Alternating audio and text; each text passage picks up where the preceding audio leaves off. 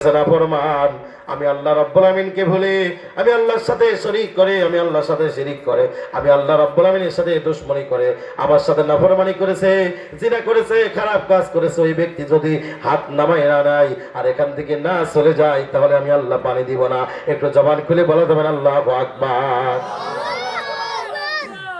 আল্লাহর পয়গম্বর মুসা নবী হাত নামায় ডিক্লেয়ার দিলেন, আমার সমাজের মানুষেরা, আমার সাথে তোমরা যারা হাত উঠাইছো, আমি তোমাদের ডাক দিয়ে বললাম, কে আছো গো আল্লাহ রাব্বুল আমিনের সাথে নাফরমানি করেছো, কে আছো জিনা করেছো, কে আছো খারাপ কাজের সাথে লিপ্ত, খবরদার খবরদার তুমি উঠে চলে যাও, তোমার কারণে বৃষ্টি হয় না। আচ্ছা বলেন তো ভাই, আমি যদি বলি আমার সামনে যারা আছেন কে সুদ খান, উঠে চলে যান, তো যে সুদ খায় সে কি চলে যাবে? কথা পাই না, সে কি চলে যাবে? আচ্ছা, সুদ খাওয়ার পরে যদি চলে যায়, তাহলে কি তার ছেলে মেয়ে আপনজন যারা আছে তারা কি খারাপ চোখে দেখবে না ভালো চোখে দেখবে? কথা বলেন ভাই, আপনার মনে আমার কথা আজকে বুঝতেছেন না?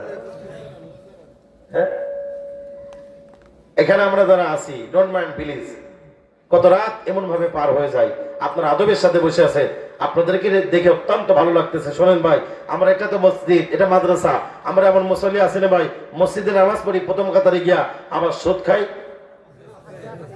কথা জোরে বলেন, এরা মুসল্লি আছে না নাই? তো মসজিদের প্রথম কাতারে গিয়ে নামাজ পড়ে বা সুদ খায়, ওই নামাজে কি কাজ হবে? কথা বলেন, কাজ হবে?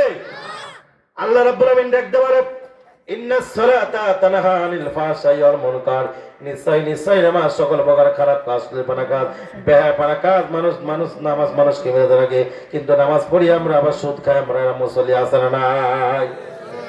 তো আপনার কি উপকারে লাগবে বলেন? আপনাদের কষ্ট হইতেছে নাকি? রাগ করতেছে?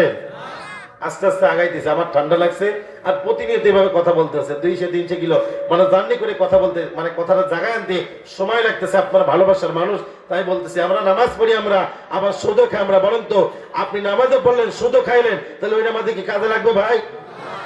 আমাদের সমাজে যে নামাজি, আপনারা মনে কিছু করেন না, আমরা নামাজ পড়ি, আমি কয়েক প্রকার নামাজের নাম দিয়েছি।